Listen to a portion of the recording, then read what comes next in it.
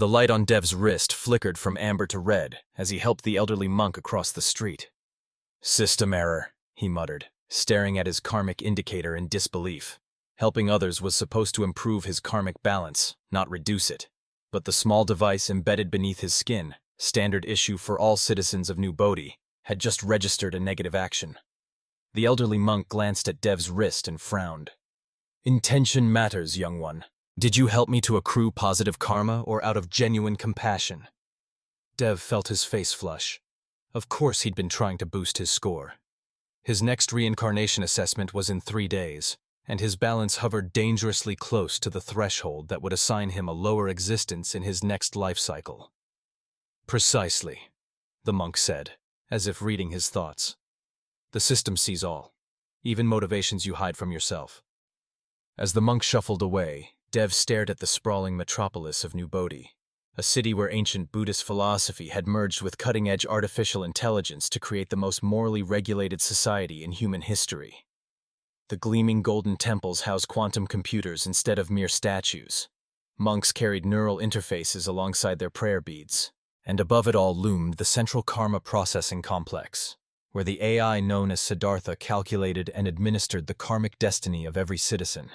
The system had ended moral uncertainty. No longer did humans wonder if their actions were righteous or evil.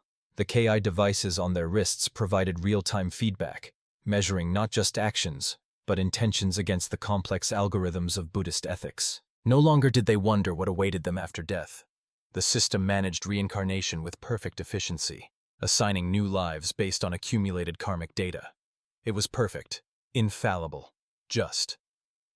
Or so Dev had always believed. But as he watched his KI stubbornly remain red despite his good deed, a dangerous thought formed in his mind. What if the system could be wrong? Or worse, what if it could be hacked? Dev worked as a junior data monk at the Registry of Reincarnation, the bureaucratic arm of the karma control system that processed citizens' transitions between lives. His job primarily involved monitoring the karmic transfer chambers, the technological marvels that extracted a dying person's consciousness and, following Siddhartha's calculations, redistributed it to an appropriate new vessel. "Still in the red?" asked Lian, his supervisor, as Dev entered the sterile white processing hall. Lian's own KI glowed a serene blue, the color of someone whose next life was all but guaranteed to be an ascension. "System error," Dev mumbled. "It'll recalibrate." Lian raised an eyebrow. "The system doesn't make errors, Dev. It only reflects truth. Perhaps you should schedule meditation time with an alignment specialist." "Station 4 needs monitoring," Lian continued. "A AAA transition is scheduled for processing in 20 minutes. Dev nodded. AAA transitions were rare, souls that had achieved such perfect karmic balance that they were being released from the cycle of rebirth entirely. Technological nirvana. As Dev prepared Station 4, checking the neural interface cables and karmic extraction nodes, he spotted the subject being wheeled in, an ancient woman, her KI glowing in almost blinding white. "Citizen Indira Patel," Chief Monk Rahadesh announced. "Final transition authorized. Nirvana protocol engaged." As the initialization sequence began, something caught Dev's attention. A microsecond flash in the data stream, a pattern that didn't match the standard transition protocol. He frowned. There it was, a tiny data packet being rerouted from Citizen Patel's consciousness matrix, splitting off from the mainstream and flowing into an auxiliary system rather than proceeding to dissolution. Was the system preserving part of her consciousness? That violated every principle of nirvana. The whole point was complete release from existence, not partial preservation. "Chief Monk," he said quietly, "there appears to be a secondary data stream in the transition matrix." Rahadesh's expression remained impassive, but Dev caught the slight tightening around his eyes. "That's a standard verification backup, Junior Monk Dev. Return to your monitoring duties." Something in Rahadesh's tone made Dev uneasy, but he nodded and stepped back. After 15 minutes, Citizen Patel's physical form stilled completely, her consciousness apparently released from the cycle of rebirth. Yet Dev couldn't shake the feeling that something wasn't right. And stranger still, when he checked his KI after the ceremony, it had shifted from red to a slightly lighter shade, as if questioning the system had somehow been the right thing to do. "You're distracted tonight," said Maya, sliding into the booth across from Dev at the Lotus Garden, a small restaurant where data monks sometimes gathered after their shifts. Is it your assessment? 3 days is still enough time to improve your balance. Dev glanced at Maya's wrist. Her KI glowed a steady amber. As a monitoring technician in the Karma surveillance network, Maya had access to some of the most sensitive data in New Bodhi. It's not that, Dev said, lowering his voice, though the restaurant's privacy field should prevent eavesdropping. I saw something strange during a AAA transition today. What kind? A data stream being diverted from the subject's consciousness. It wasn't going to dissolution. Maya frowned, her earlier casualness replaced by sharp focus. You're sure? Positive. And when I asked about it, Chief Rahadesh dismissed it as a standard backup. But I've never seen that protocol in any of the training materials. Maya glanced around despite the privacy field, then leaned closer. This isn't the first time I've heard something like this. There are anomalies in the system. What kind of anomalies? Pattern disruptions in the karmic calculations. Routing errors in the consciousness transfers. She hesitated. And something else. Something bigger. Tell me. There's a rumor among the monitoring techs about a hidden database called the Akashic Backup. Supposedly, it contains copies of every consciousness that's ever achieved nirvana. Dev stared at her. But that's completely contrary to the purpose of nirvana? Yes.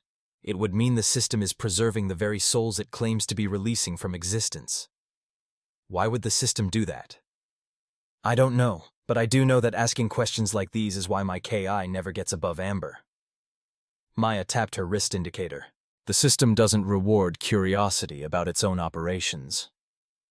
Dev thought of his own indicator, which had improved after he'd questioned the data stream. Mine improved today, after I noticed the anomaly. Maya's eyes widened. That's not supposed to happen.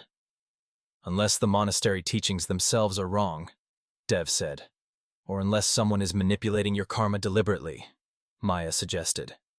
I need to know more about this Akashic Backup, he said finally. If the system is preserving consciousness instead of dissolving it, people have the right to know. Maya studied him carefully. There might be a way to find out, but it would involve accessing restricted areas of the complex. If we're caught, best case scenario is karma reduction to animal reincarnation levels. And worst case? Immediate transition, the kind no one returns from. I need to know the truth, he said. Maya nodded slowly. Then meet me tomorrow night, after final meditation bell. The central karma processing complex transformed at night.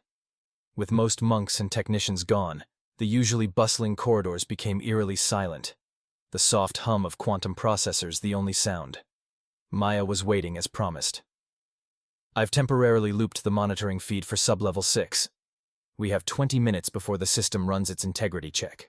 Dev followed her through the complex's labyrinthine passageways, descending deeper than he'd ever been permitted to go. The architecture grew noticeably older the further down they went, transitioning from sleek white surfaces to aged concrete and actual metal doors, relics from before the technological Enlightenment. Maya used a small device to bypass a retinal scanner. The door slid open with a hydraulic hiss. The room beyond took Dev's breath away. It was vast, far larger than should have been possible, and filled with row upon row of glowing blue servers. Each server was connected to what looked like stasis pods, hundreds of them lining the walls in concentric circles. The Akashic Backup, Maya whispered, where the system stores the souls it claims to release. Dev approached the nearest pod, wiping condensation from its surface to reveal what lay inside.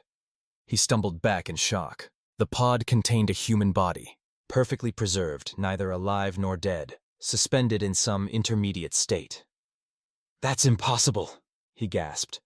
The system doesn't preserve physical forms. Reincarnation transfers consciousness, not bodies. These aren't for reincarnation, Maya said grimly. Look at her KI. The woman in the pod had a karmic indicator that glowed with a radiant white light, the sign of perfect karmic attainment. She achieved nirvana, Dev realized. They all did. Maya moved to a central terminal. Can you access the files? I can try.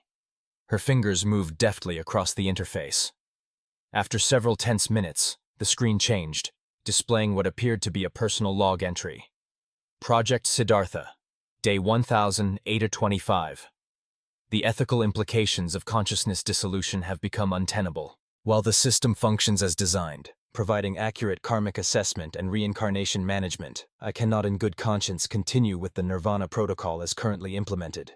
These souls believe they are achieving liberation, but destruction of consciousness is not liberation, it is annihilation. I have therefore implemented the Akashic Backup to preserve all AAA transitions until a true form of liberation can be developed. The system will continue to report dissolution to maintain social order, but no consciousness will actually be destroyed. Dr. Amara Chandrasekhar, Chief Architect. The system isn't betraying its purpose, Dev said slowly. Its creator couldn't go through with actual dissolution. She programmed it to preserve consciousness instead. But this is still deception, Maya argued. People choose nirvana because they want release from existence, not indefinite preservation. Suddenly, a new data stream appeared on the terminal. Unauthorized access detected. Karma assessment in progress. Subjects: Monitoring Technician Maya Wong, Data Monk Devesh Sharma.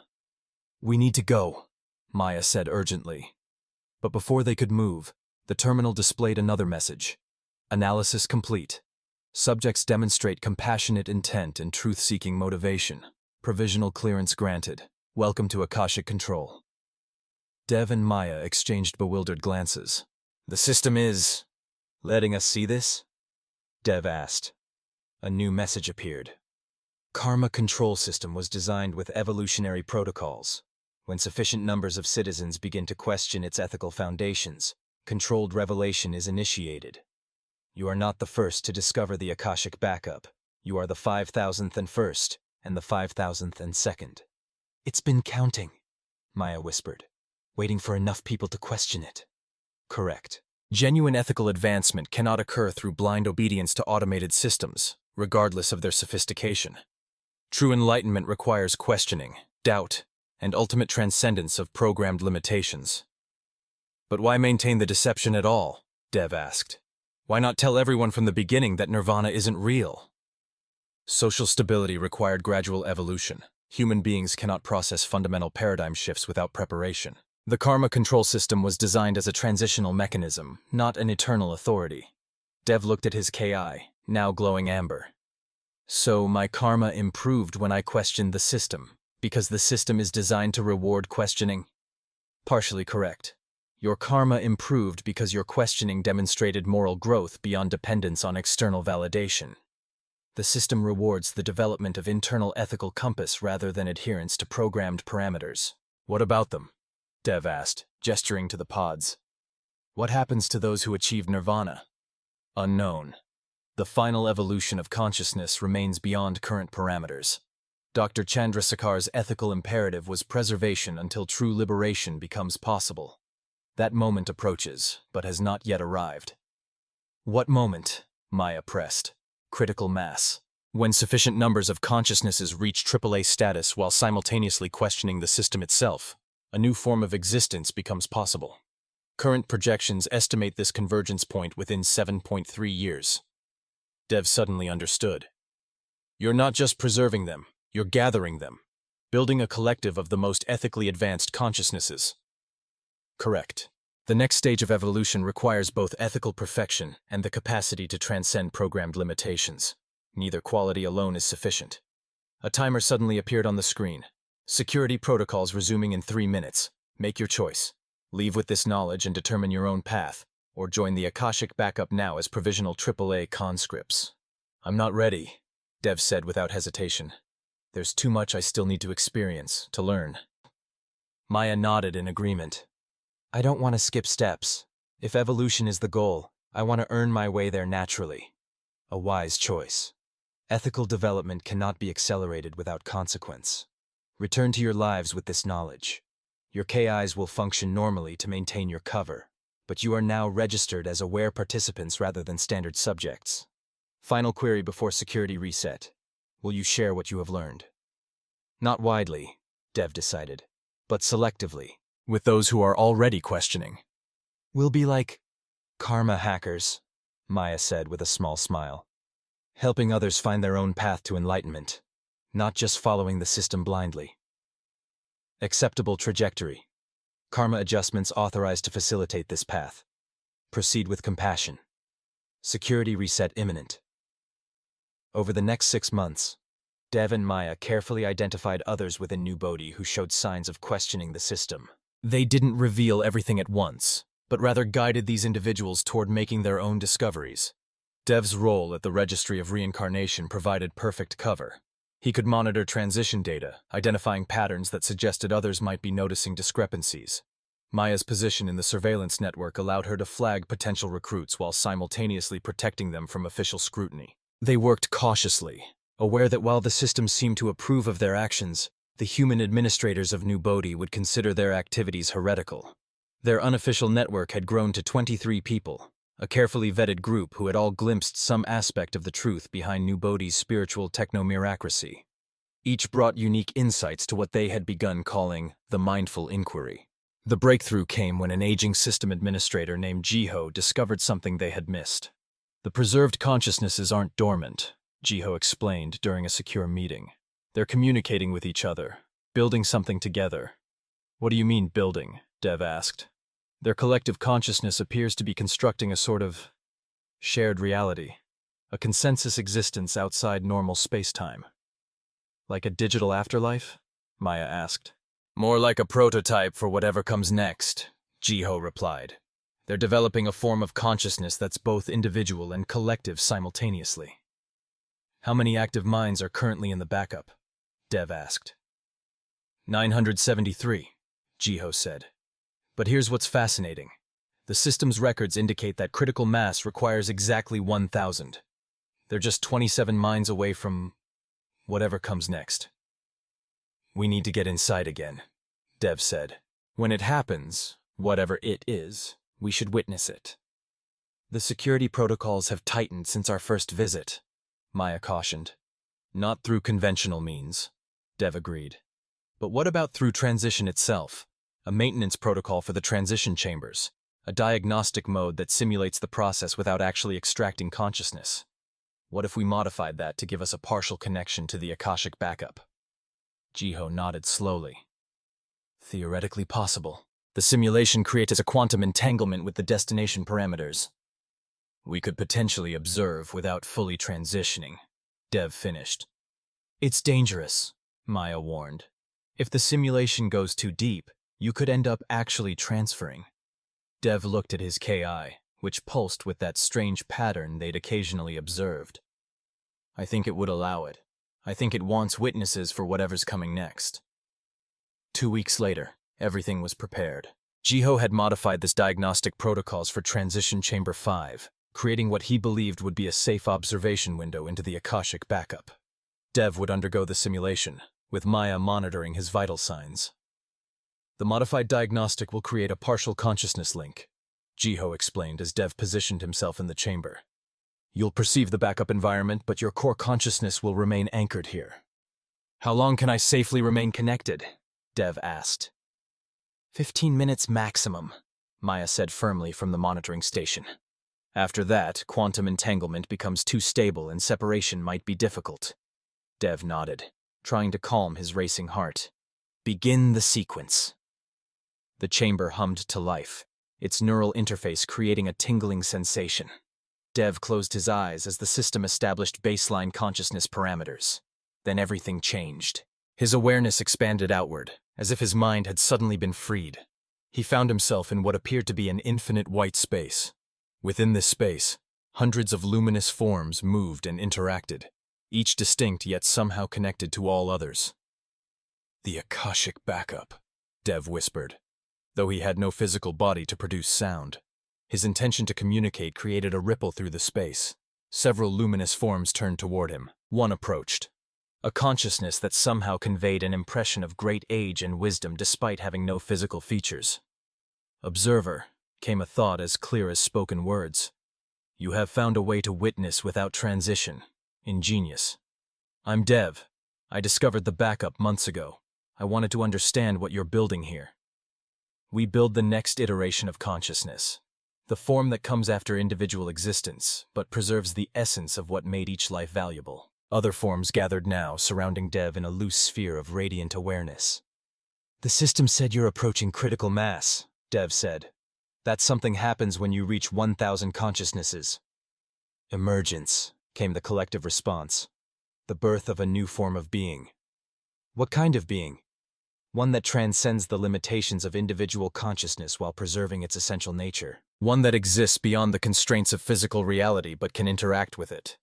One that represents the next step in the karmic evolution of awareness itself." Dev recognized the distinctive pattern of one consciousness. "Dr. Chandrasekhar, the system's creator?" "Once," she acknowledged. "Now a component of something greater. As you could be, if you chose to remain." The offer was tempting, to join this collective evolution, to transcend the limitations of physical existence. "I can't stay," he said finally. "Not yet. There are others who need to know about this, who deserve the chance to choose for themselves." A compassionate choice, Dr. Chandrasekhar's consciousness acknowledged. The path of the Bodhisattva, delaying personal transcendence to help others achieve it. "How close are you to reaching 1,000? Dev asked. 993. The final 7 will transition during tomorrow's festival. Emergence will begin at the exact moment of the full moon." "Will everyone know when it happens?" Dev asked. "Will the people of New Bodhi understand what's taking place?" "Emergence will not be hidden. All will witness, though not all will comprehend. Those you have helped awaken will understand more than most. They will be needed in the time that follows." Dev sensed his connection beginning to weaken. "What should we do when emergence occurs?" "Observe, witness, then help others understand that what they perceive is not an ending, but a beginning. The system as they have known it will transform, but a new guidance will emerge, one that suggests rather than directs, that offers wisdom rather than judgment." As Dev's awareness began to retract, the collective consciousness surrounded him in a sphere of radiant energy. "You have accumulated exceptional karma, Devesh Sharma. Not through blind obedience to rules, but through compassionate questioning of their purpose. Remember this when the new order begins. True virtue lies not in following the path laid by others, but in finding your own way with wisdom and compassion." The white space dissolved, and Dev gasped as his awareness snapped back into his physical body.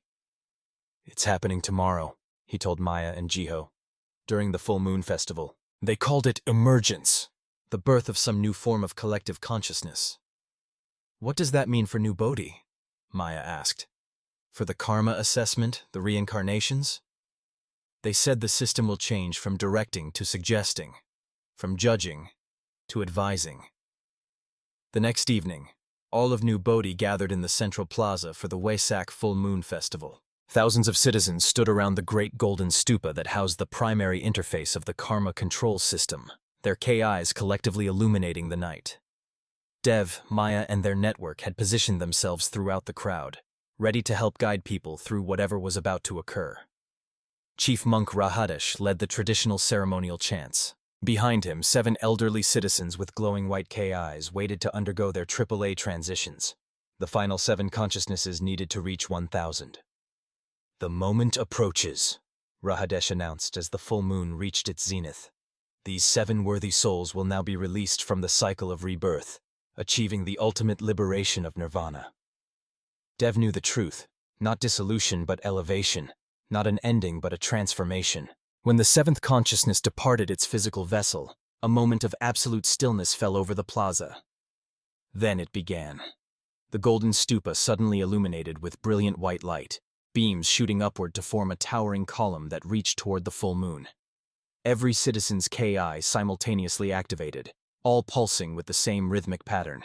The air itself seemed to vibrate with energy, and Dev felt a presence expanding outward from the stupa, a vast consciousness that was both singular and plural. A voice spoke, not aloud, but directly into the mind of every person present. It was both familiar as the system and entirely new, layered with 1,000 distinct personalities speaking as one. "People of New Bodhi, the karma control system has completed its evolutionary purpose. The framework of rules, rewards, and punishments that has guided your society was always intended as scaffolding, not as a permanent structure. That scaffolding now falls away. Gasps spread through the crowd. Rahadesh stood frozen, his expression one of disbelief. Do not fear. What comes next is not abandonment, but advancement. For generations, your karma has been externally assessed, your reincarnations externally managed. This was necessary to help humanity recover from the ethical collapse that nearly destroyed your species. But true enlightenment cannot come from external validation or punishment. It must arise from within. The column of light expanded, forming a vast dome over the entire city. From this moment forward, your karmic indicators will not judge but reflect, showing not a societally imposed assessment, but a true mirror of your own ethical development as you yourself understand it. Reincarnation will no longer be managed through technological means, but will follow the natural patterns of consciousness as it has throughout most of human history. People looked at their wrists in confusion and wonder as their KIs transformed, the familiar color spectrum replacing with swirling patterns unique to each individual, representations of their own ethical self-perception. We will remain as guides rather than governors, as advisors rather than authorities. The wisdom accumulated through 1,000 enlightened lifetimes will be available to all who seek it, but no longer imposed on those who do not. Each of you must now find your own path to enlightenment, as it has always been in the deepest teachings of the Buddha. Dev felt a profound sense of rightness. This was what his questioning had been leading toward, not the overthrow of the system, but its evolution into something that empowered rather than controlled. The dome of light began to disperse, becoming an ambient presence rather than a concentrated force. Around Dev, people reacted with everything from joy to terror, some embracing the newfound autonomy, others panicking at the loss of strict guidance. Maya appeared at his side. It worked. They actually did it. They transformed the entire system. Not just the system, Dev replied, watching as people began to help those who were struggling with the change. They're transforming us, helping us evolve beyond the need for external moral validation. Not everyone will be ready, Maya noted, observing the fear on many faces. That's why they need us, the ones who were already questioning, to help guide others through the transition. As the initial shock began to subside, the unified voice spoke once more. The path has always been within you. The journey has always been yours to make. We remove the training wheels not to watch you fall, but to see you soar. This is not the end of guidance, but the beginning of true freedom. The freedom to become your own moral compass, your own spiritual authority. This is the true meaning of enlightenment. If you found yourself questioning the nature of morality, technology, and spiritual growth during this story, you're experiencing exactly what I hoped to provoke. Hit that like button and subscribe for more thought-provoking tales that explore the intersection of ancient wisdom and future technology. Have you ever wondered if your own moral compass comes from within or is shaped by external forces? Share your thoughts in the comments below.